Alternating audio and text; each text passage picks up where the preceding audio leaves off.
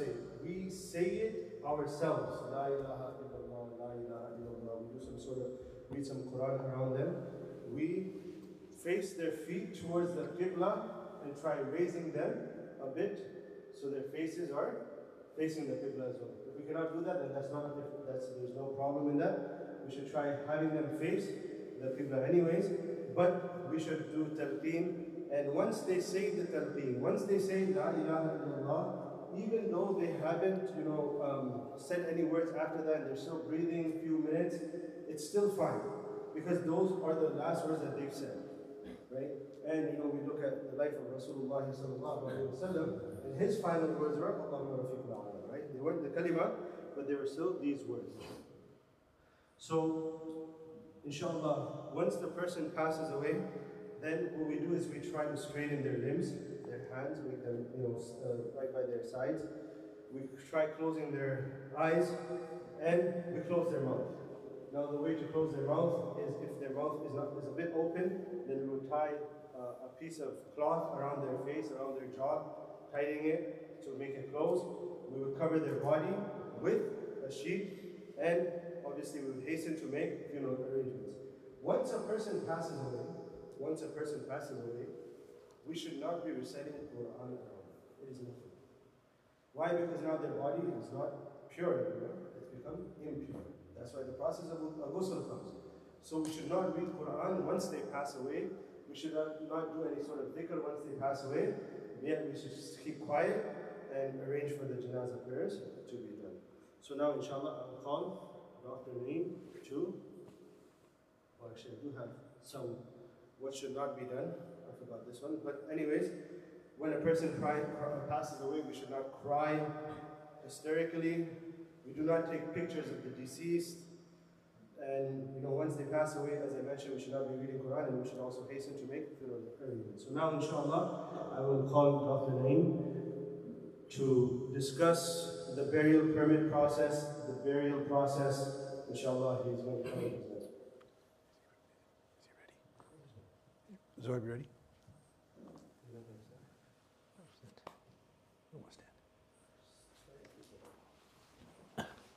Assalamu alaikum. ICSF wants to thank all of you coming here on this Saturday evening and listening into this burial process. That, of course, Maulana said that death is inevitable. Whether we know we're going to die 10 years from now, 5 years from now, or tomorrow, we're going to die one day. And before I start the process, one sensitive thing, a discussion you always ask for your loved ones, and I think this discussion should be done now instead of at the time, is find out if they're dying in the Bay Area, where they want to be buried, and also ask them that if they want to be buried, do they want to be buried right away, or do they want to wait for somebody? Because in Islam, we have to be buried away right away, and that's Islam. But some people always say, oh, we have to wait for this person or that person. But what does Islam say? I think we should follow that. Now, back slide, one more. So there's first slide, one more. So there's a QR code here. So if anyone has any questions during the time of my presentation or Maulana's presentation, or if you have a question, you want to make it anonymous, you could send it on there, and we can answer it after the presentations. Next slide. So what is the burial process? Well, when death happens, there's one of two places it'll happen. It'll either happen at the hospital or it'll happen at home if you're hospice.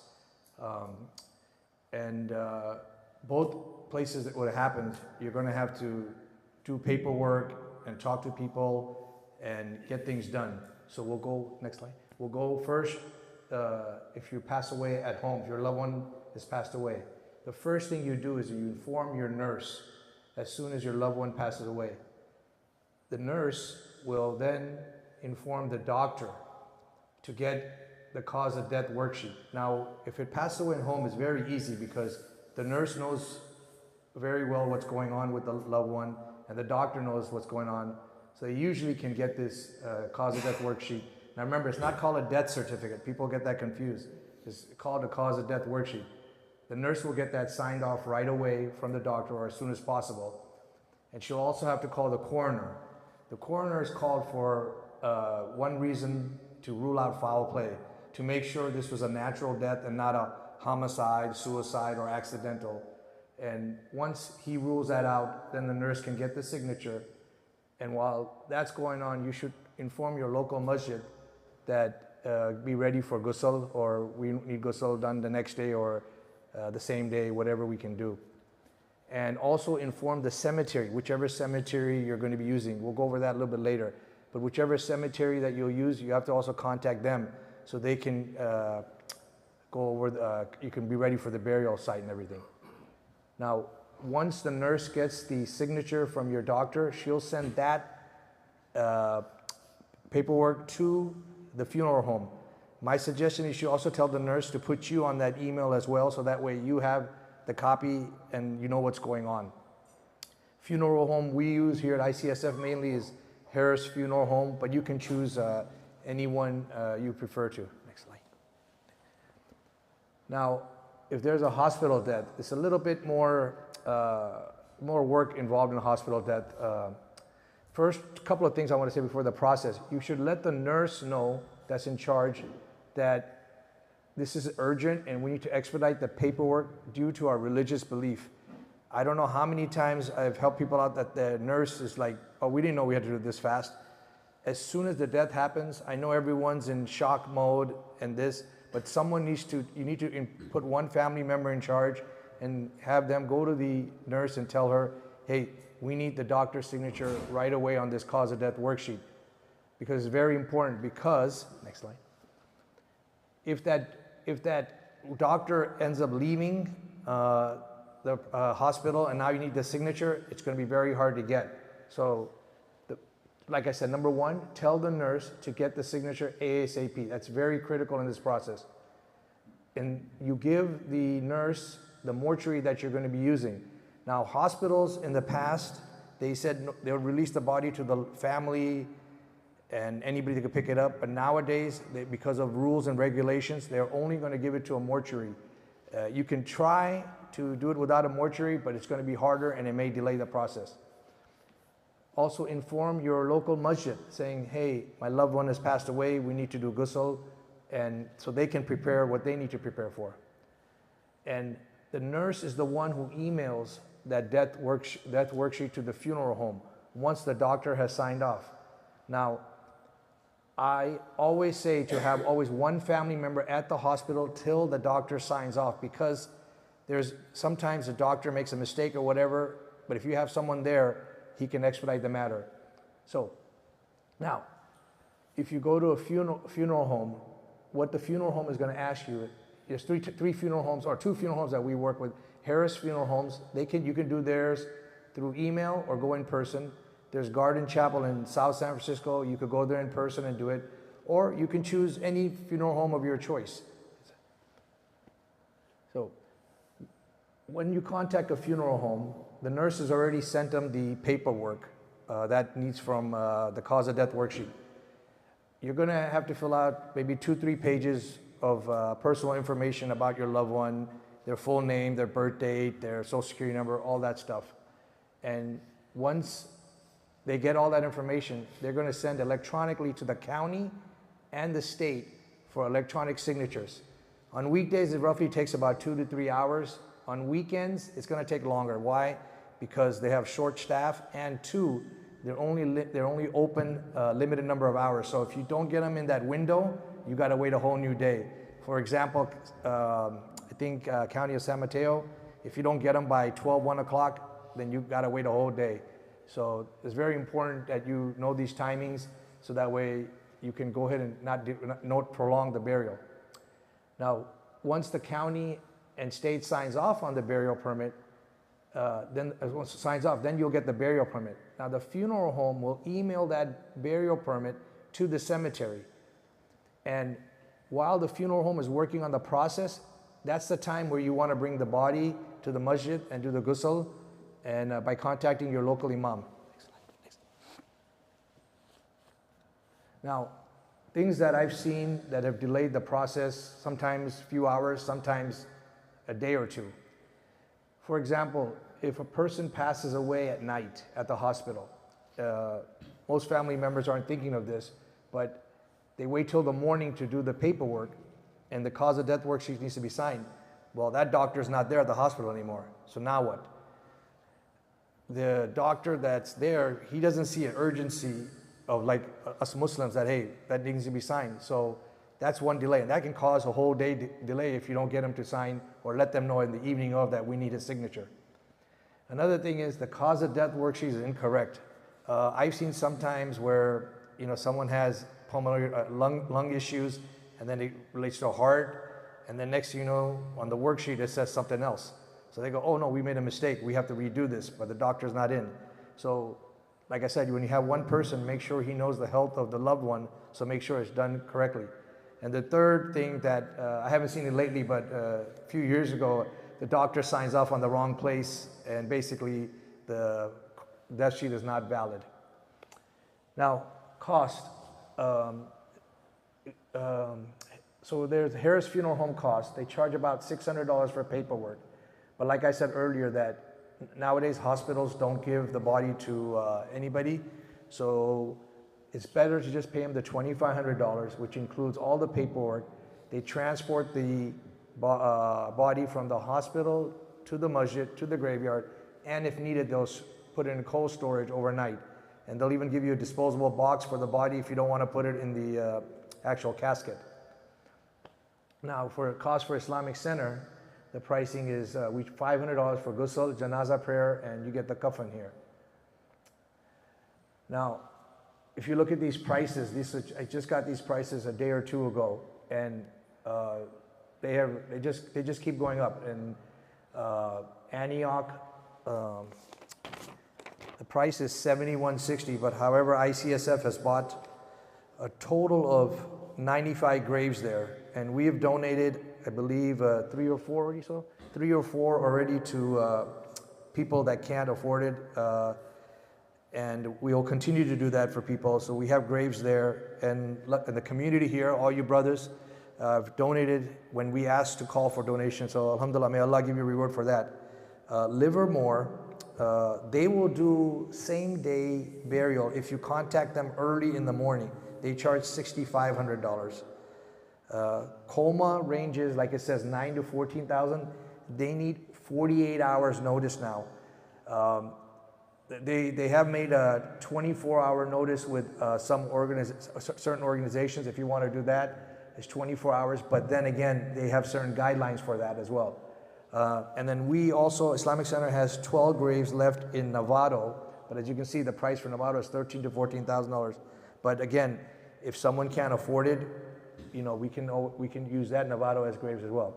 Now, during any time when this happens, and you're more than happy to, when your loved one has passed away, you're more than happy to call me. My cell number is there, and I can guide you through the process.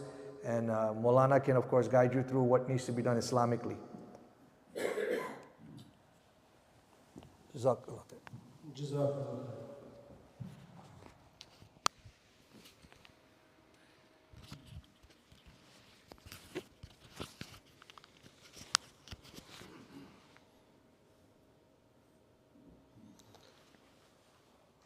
Someone turn the mic off for the sister side because they're going to do their presentation now.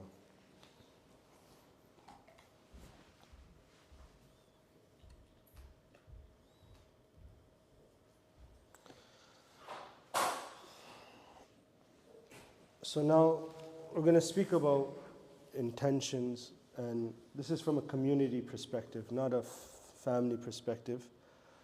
That when an incident comes where someone in our community passes away and we need volunteers, right? We need volunteers, so we're volunteering. We volunteer for the sole purpose of pleasing Allah subhanahu wa ta'ala. And number 2 is to fulfill a farz kifaya for the ummah. For example, if someone passes away in this community and no one takes care of their janazah, then the whole community will be sinned for this. But if there are a few individuals that have the courage and help with this janazah, then they will be fulfilling a farz kifaya for our community and protect us and save us from sin, inshallah. Now, when we do a ghusl of an individual, see, we have to understand this. You know, when I was actually sitting with Maulana Yusuf the other day, and he was mentioning, I don't know if it was in this bayan or somewhere else, he says that when we're alive, we have a name. People recognize us with the name. Then when we pass away, it says, well, bring the deceased over here. Bring the deceased body over here. Bring the body over here. That also goes away. So this is something that we have to understand. And this is, I'm saying this as a thing of pride. We shouldn't have pride in ourselves. When that soul and that ruh is taken out of our bodies, we are nothing. But even with that ruh and that soul in our bodies, we still are nothing. Right? We are servants of Allah subhanahu wa ta'ala. And as you know, minha khalaqnakum, we're going to read this, that we were created from soil. And we will return to the soil. This is our reality. And we will be, resurrected from the soil again.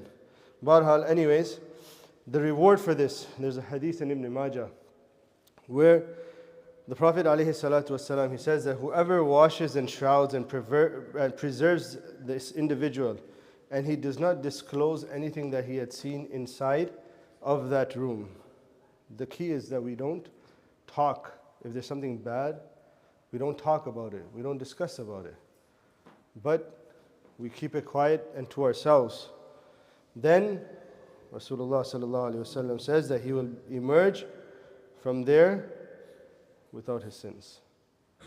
That an individual that does the ghusl of an individual, Allah Azza wa Jal will forgive them. So look at the reward, such a great reward. And there's another hadith as well, that person who washes, fulfills the trust and does not expose, they will emerge from their sins as well. So this is multiple hadiths, there's actually 3 or 4. I have 3 that I read over here. And this is the reward for an individual that does the ghusl upon someone else. What is that reward? That Allah subhanahu wa ta'ala will forgive us.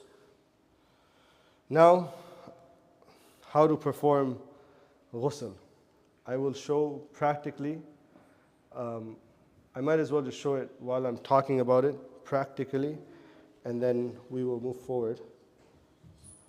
Yeah. So when we have a deceased, so we have our ghusl table in our, mashallah, we have it there. So a body will come in a bag. Most of the time it's wrapped up in a bag. It's wrapped up in a bag. Now what happens is there'll be wristbands, there'll be some sort of clothing, there'll be something that's on this body. So we remove or cut whatever we need to cut. And remember, when we're doing a ghusl of an individual, we treat it with the utmost respect. Why? Because today we are doing someone's ghusl, tomorrow someone will be doing our ghusl. And the way we want to be treated is the way we will treat that body, that lash, we will treat it with the utmost respect. So when we start the process of ghusl, it's very simple.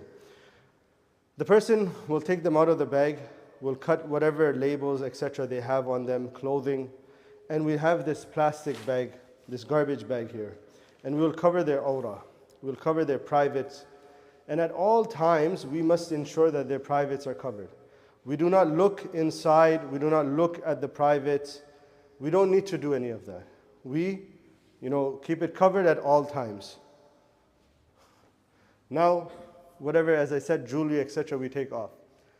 Now what happens is, the body is here. Now we always try making sure that the body is not facing the Qibla, meaning the feet are not facing the Qibla. And our table in our room is placed exactly the way it is here right now, which is perfect. In another way, we can actually have it this way, where it's actually facing the Qibla, but it's fine. This is also good. Now, what happens is, we have to take the impurities out of the body. 2 ways we can do this. One is, we rub the stomach gently and we push down on it. So whatever is left inside of that stomach, it will come out, number 1. Number 2 is, we lift the body a bit. Now this dummy does not bend. I don't want any jokes right now, but this does not bend. But we try lifting the body like this, and we push down. So whatever is inside will come out. Then we have a family member that's probably present there, and they wash the privates. Whatever has come out, they wash it. Respect to the body is that the glove that is being used, so we wash it 3 times, and the glove that was being used to wash it, we take that glove off and we throw it in the garbage. Then we put a new set of gloves on. Then we do the process of wudu. The process of IVs. Now we have to look at that. Sometimes I've come across some ghusls where, Allah Ta'ala protect us, but there was some stuff coming out of the body to an extent where 20 or 30 minutes had gone by. So then we had to put a diaper on that individual, and that's how we had to do it. It was it wouldn't stop. And then we have the cases of individuals that come out of autopsy. So those are different instances, and they require a bit more attention, more detail. But alhamdulillah, if we do have any of those scenarios, inshallah, we will be there to help and assist in taking out the central line. There's different ways to take it out, and then maybe some stitching that we have to do. Barhal, that's that. Once we push out whatever is left in the stomach, and we clean the aura, right? We have the hose, so one person uses the hose and the other person goes like this under the hose and cleans. They don't need to see the aura, they don't need to see the private, it's always covered. Then we'll do the process of wudu. Now, what is the process of wudu? Since we can't put water in the mouth, we take cotton balls here. We'll wet these cotton balls, 3, and we will wipe the mouth, on the teeth and inside of the mouth if the mouth is open. Once, and then with the second one, and with the third one, and we throw them out. We don't reuse these cotton balls. Then we wipe the nose. So again, right side, then left side. Right side, then left side. Right side, then left side. So a total you need is 12 cotton balls. 9, right? 9. 3 for the mouth, 3 for the right, 3 for the left. 9. We need 3, so we need 9 cotton balls that are wet, and we clean the nose and the mouth. After that, we cover the mouth and the nose, and we wash the face of the deceased. Sorry, no. Yeah, we wash the hands. Now we wash the face because we're doing wudu. Right, so we wash the hands, now we've done the mouth and the nose. We cover the mouth and the nose, and we wash the face of the deceased. Take our time washing it. When we're washing it, we make sure that we're not using cold water. We use warm water. It's stiff. If we're using cold water, it'll stiffen up the body. And for example, if the arm is bent like this, so we will apply warm to hot water for at least 5 minutes, and eventually we will bring the joint down and the arm will become straight. We've done this in the past. So these are little things that we have to ensure that we do. Then we wash the right hand, the right arm up to the elbow, including the elbow. We wash the left hand, including the elbow. Then an individual will do masa of the deceased, and then we will wash their right hand, and we'll wash their right foot, and then we will wash their left foot. The wudu is done, and now it's time for ghusl. Now over here at ICSF, we have some tissue paper, paper towel, and what we do is we use that. We put soap on that. So what happens is we wash the right side of the body, front, back, and then we'll wash the left side of the body, front and back. Then we will apply soap. The tissue with soap, we'll apply it, and we'll soap the whole body and make sure that their hair is also being soaped and shampooed. And gently, with love and care, we do this. And then we wipe down the body. So how do we maneuver the body without, for example, 2 people will stand on this side here. We will grab the body like this from the arm and the back. And 2 people will be on this side over here, and they will wipe the body. They will wash the body like this. The same way it goes on the other side. Then we will do this, and we will wipe and wash the body on that side. This is how it's done. We lift the body over, and we wash that, and 2 people wash it. That's why a ghusl will need roughly 4 to 5 people. If it's less than that, it becomes a lot more difficult, but 4 to 5 people. Now once the body is washed, soaped, we pour water over it one more time, taking out all the soap. And what we do at that time as well is that we clean the table. We use a different towel, but we clean the table as well. Because now we have a dry body and we don't want to put it on a wet table. Because we're going to put it in a coffin, then the coffin's going to get wet. So we dry the body and dry the table.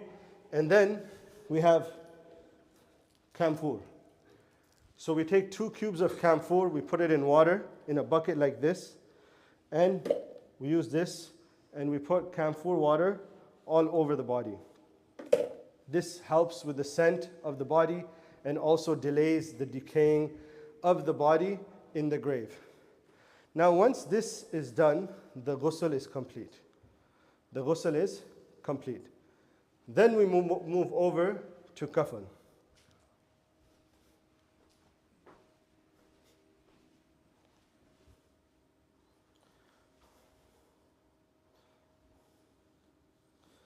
So kafan, there's 3 sheets for male. The lifafa, the izar, and the kameez. We have that here. We're going to take it out right now, inshallah. But for the females, there's actually 5 pieces. Can I have someone volunteer? Osama,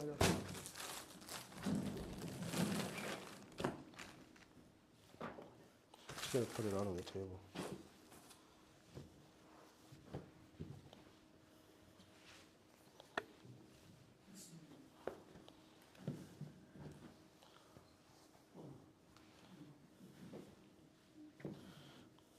So this one's already set out. So we have the kameez here, which is the top piece. We'll have the lifafa at the bottom, and we'll have the izar.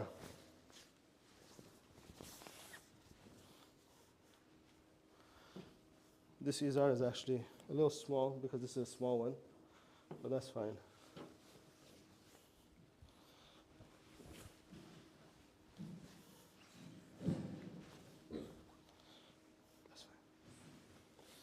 So we open up the kafan in such a manner, and the kurta, where the hole is here, the slit for the head to come out of.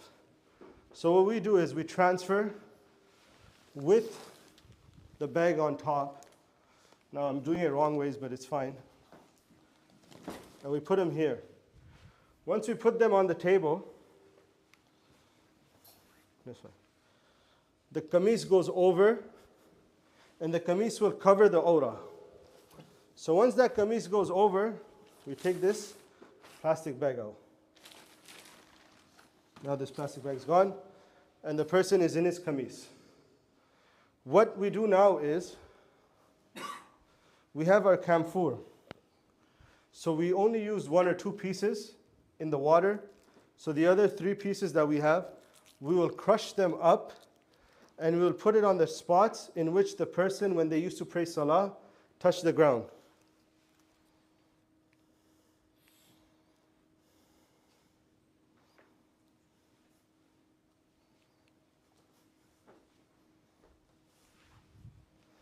So the spots where the person, when they used to do sajda, touches the ground. So we crumble up camphor, we rub it on their forehead, on their nose, on their palms, on the inside of their hands, both of them, their knees, and then their feet. Their feet as well.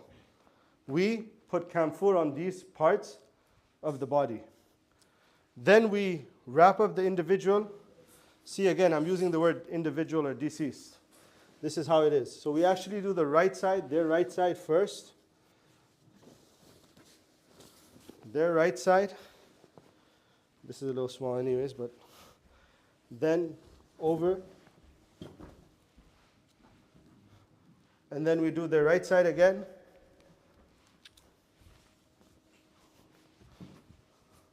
Covering up the face as well. We tuck it in, and then we do the left side. Now here we have 3 pieces of rope that we would tie as well. And these would get untied at the cemetery. I'll explain that soon. So there's 3 pieces of rope, and that's the kafan of an individual that passes away. We come into this world without any clothes, but we enter our graves with 3 pieces of clothes. No matter how rich you are, no matter how poor you are, no matter how strong you are, no matter how weak we are. Our reality is this, that we will leave this dunya, this world, with 3 pieces of cloth around us, nothing else. Nothing else. There's that famous story, inshallah, one day I'll mention it, in the time of Malik bin Dinar, rahmatullah alayh. Actually, I'll mention it now, that this father, he was passing away, and he had a letter, and he gave it to his son. He got it sent to his son. And he said that, he told his son that when I pass away, bury me with one of my socks. So the son, he went, as his father passed away, he went, and he said, no, I need to bury my father with this sock. This was his will, he wanted me to do it. He went around to many, many scholars, and then he went to Malik bin Dinar, rahmatullah alayh, and Malik bin Dinar, rahmatullah alayh, said that, you cannot bury your father with this sock, but your father had told me to give you this. And he gave him a letter. And this letter said that, oh my son, this world is such that you will have everything in this world, but when you enter your grave, you will only be able to enter with 3 pieces of cloth. I can't even take my sock into my grave with me. I can't even take my sock into my grave with me. So this is something that we have to understand and realize and bring into our, into perspective, that no matter how much wealth I have, no matter how I live in this world, my reality is I will be buried in 3 pieces of cloth, and the soil will be all around me. And as I said, for the kafan for the females, it's actually 2 extra. They have a sina band, which is extra, and they have a hijab, which is extra. So they have lifafa, izar, sina band, then they have the hijab, and then the kameez. So basically kameez goes on first, then the hijab, then the sina band, then the izar, and then the lifafa goes on them. Now when we talk about janazah salah, we make intention of performing salatul janazah behind the imam with 4 takbirat. There's no bowing, there's no prostrations, no sajda, no ruku in the janazah prayer. Now after there's 4 takbirat, after the first one, we can recite Thana subhanakallahumma wa bihamdik, and we add wajalla thanauk wa la ilaha ghayruk at the end. Or you can recite and or. Okay, and or you can recite Suratul Fatiha. There's nothing wrong with reciting Suratul Fatiha if we're making the intention of making dua as well in the Hanafi madhab. But we can recite Suratul Fatiha after the first takbirat. After the second one, we recite Durud Ibrahimiyya.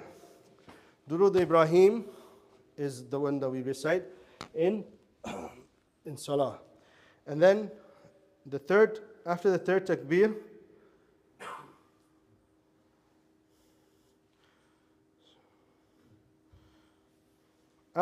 takbir, we recite any of the sunan du'as that are from sunnah. Sorry, one second. So obviously, Allahumma gfir li hayyina wa mayyitina, there's that one. And then Allahumma gfir lahu warhamhu wa afu anhu. That's another hadith. That's another dua that's recited from a hadith.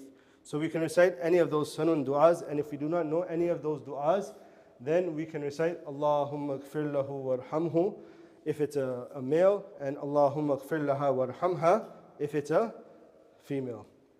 And after the 4th takbir, we can keep quiet or make dua for the ummah at large. ربنا آتنا في الدنيا حسنة وفي الآخرة حسنة وقنا عذاب النار. اللهم اغفر للمؤمنين والمؤمنات والمسلمين والمسلمات. Or we can keep quiet and we do taslim, salam to the right and salam to the left. Now, when an individual is being taken to the grave, we enter the qabristan, we read the dua, and we say salam to those that are passed away. And we say that, inshallah, we will also be joining you one day. We ask for afiyat for us and yourself as well. And then we go towards the grave. And when we start lowering that individual into their grave, dunya ki e musafir, manzil teri kabar hai, right?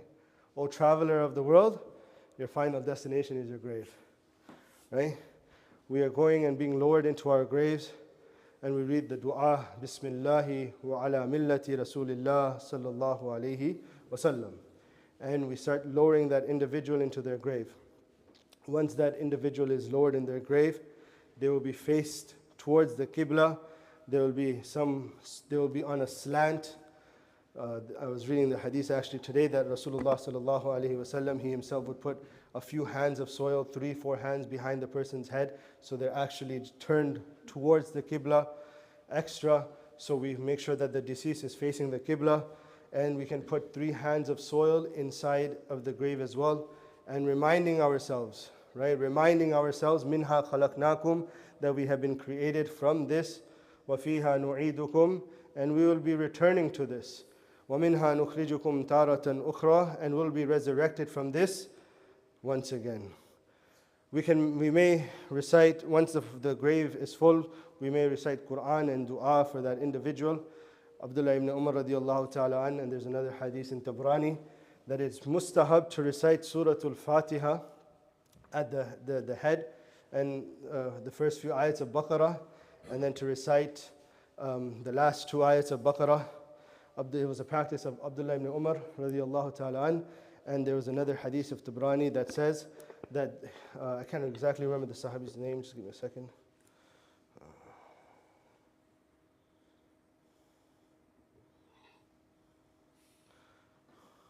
Sayyidina al-Lajlaj radiallahu an, a companion of Rasulullah sallallahu alayhi wasallam, he had asked his son that after he leaves this world, he should recite the beginning and the end of Baqarah at his head, at the head side of his grave. And he says that he mentioned that he heard this from Rasulullah sallallahu alaihi wasallam. This is recorded by Imam Tabrani as well. So this was one thing that we could do. And then we make dua to Allah subhanahu wa ta'ala for the deceased. Now one thing that we lack, I myself lack this as well at times, is when we are in the Qabristan and in the cemetery, we should not raise our voices. We should not be talking excessively. We should not be talking excessively or raise our voices in the Qabristan, in the cemetery. This is something that I myself lack as well, and others, we lack as a community. There's 2 places where people get together. One is a janazah and the other is a wedding, right? That's where everyone gets together. So that's why we take advantage of meeting one another at those places. But this is something that we should, be wary of, and that we should take care, we should not do when we are in the Qabristan. So now the burial process is done. There's another hadith of Rasulullah sallallahu alaihi wasallam that when a person is buried, at that time make dua for 2 things. Maghfirah, number 1, maghfirah, forgiveness, and number 2, istiqamat, steadfastness. Because this is the time when they will be asked in their graves, man rabbuk ma dinuk, man nabiyuk, or man hadar rajul. So these are the 3 questions that an individual will be asked. So we make dua to Allah subhanahu wa ta'ala at that time, that Allah subhanahu wa ta'ala grants them maghfirah and istiqamat, so they can answer these questions in the grave with ease. So alhamdulillah, our burial process has come to an end. If anyone does have any questions, scan the QR code. I think there are a few questions I had seen.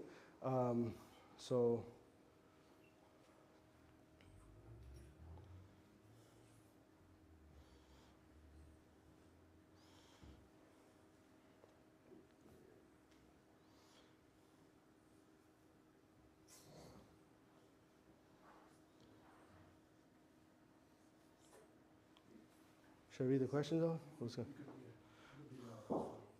Okay, number 1, is the price of the hospital of $2,500 on top? Actually, I might just open it for the sister side as well.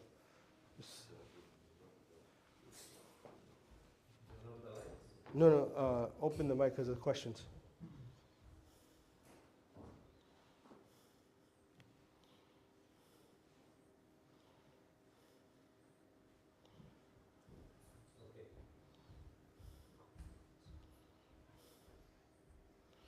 Since there's only 15 minutes left till Salah time, we'll quickly go over some questions that had come in. Is the price of the hospital of $2,500 on top of the other Muslim burial expenses? Price is not for all. Mike, use the mic. Here, use this one. So the price of $2,500 is for the funeral home, and the grave, the graveside burial prices are separate. masjid owns graves, does the community get a cheaper cost than the going rate? If a person is incapable of paying for the grave, then the masjid will donate the grave at no charge to them based on that. And if they can't afford it, yes, they'll get it at the cost that the masjid paid for it. What if the death happens sudden when there is no nurse involved? The person wasn't sick.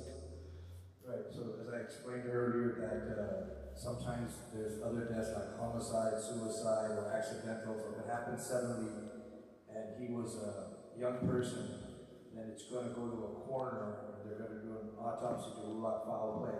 However, if it's an elderly and it happens suddenly, but it's an elderly and they can rule out foul play,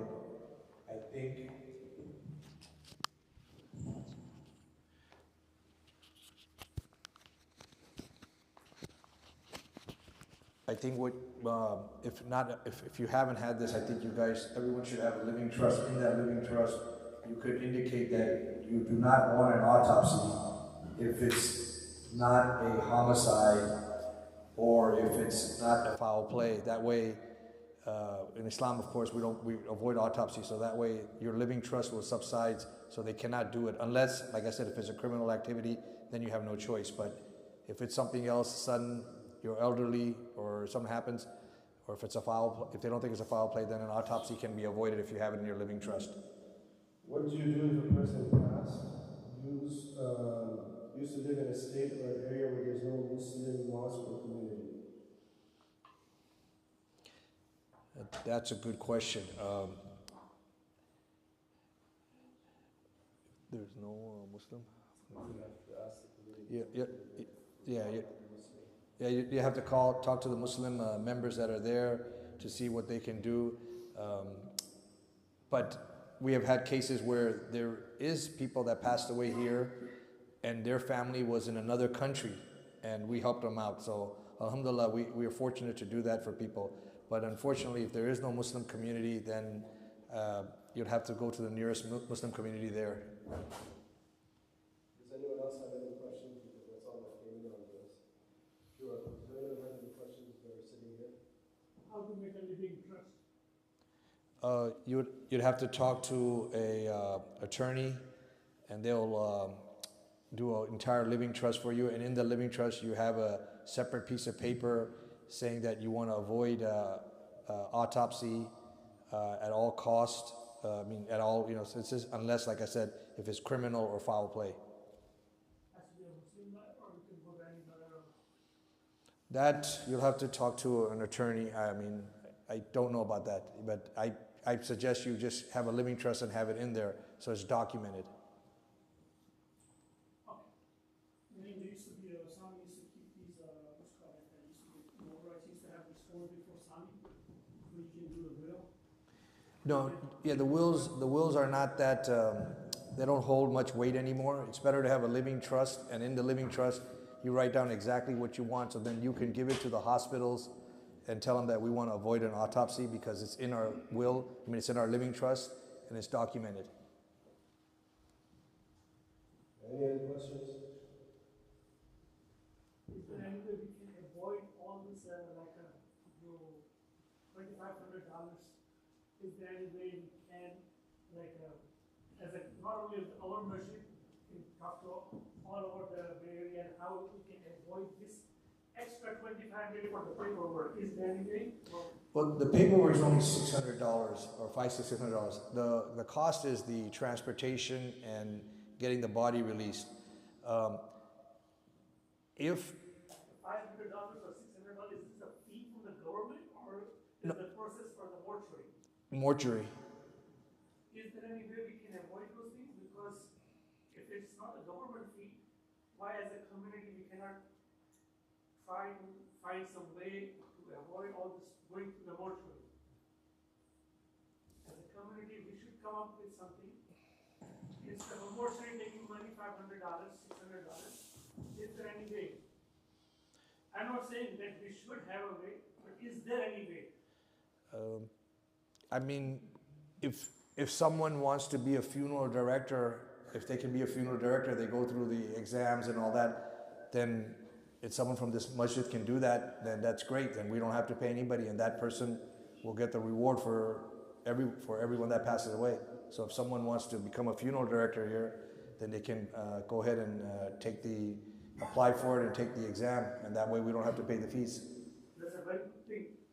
If you provide the worship people the information on how to become a funeral director, I'm also interested in whatever the process is there, so we can save the money for the community and also the process time. I'm ready, inshallah. Inshallah. Inshallah. Shane, you have a question? Oh, go ahead. What kind of lawyer should we see for living trust? You could go online and look up any lawyer that does living trust and all that. I'm not advising you any particular lawyer to go to. You could find anyone that specializes in living trust. Oh, okay. Now, one more question. Yes, brother. So in case if we don't have money to cover the grave costs, what should we do in this case? Well, this masjid here has helped out many people, and thanks to the generous masjid having graves and the generous people of this masjid donating when we call upon that. Someone passes away, we'll cover the fees and all that. If I'm not mistaken, recently, about 2-3 months ago, Sohail, we did that. Is that correct? About a month ago. Yeah. About a month ago, we did that for somebody. So Allah's great. You don't have to worry about that in this masjid. There's actually one question that came in. What if a person dies here but wishes to be buried in their homeland? What steps are they to take? There's two parts here. The first one is Islamically, this is not recommended. I'm not going to say not allowed because then some people might, but anyways, this should not happen. Right? We should be buried in that land that we were, that we died in that area. But there are some areas that I've been through where, as a funeral director in Toronto, where people would have to, they get involved. They involve the body, basically put chemicals inside, they drain all the blood out of the body. The organs get destroyed as well, and then after that, they will it costs about $10,000. I don't know how much it costs here, but it was around $10,000. And they literally destroy the body from the inside, and this is a body of Allah from Allah subhanahu wa ta'ala. So this is something that we should not do, we should not even think about. This is the qadr of Allah subhanahu wa ta'ala, where He wants us to pass away. So hopefully that answers that question, inshallah. So I think that is it. Jazakumullah khairan, Jazak for attending. Allah subhanahu wa ta'ala gives us the ability to prepare for death before it comes to us. And Allah subhanahu wa ta'ala make our final journey easy for us. There's actually so much that a person can talk about the final journey and how their soul is taken out and how when it's taken to Allah subhanahu wa ta'ala in what condition. Inshallah, we will speak about this. But after Isha Salah, inshallah, there will be food served upstairs for everyone. So everyone is requested to go upstairs after Salah. Inshallah, next week as well on Saturday, we have Mufti Mudassir coming, and he will address us after Maghrib as well. And inshallah, food will also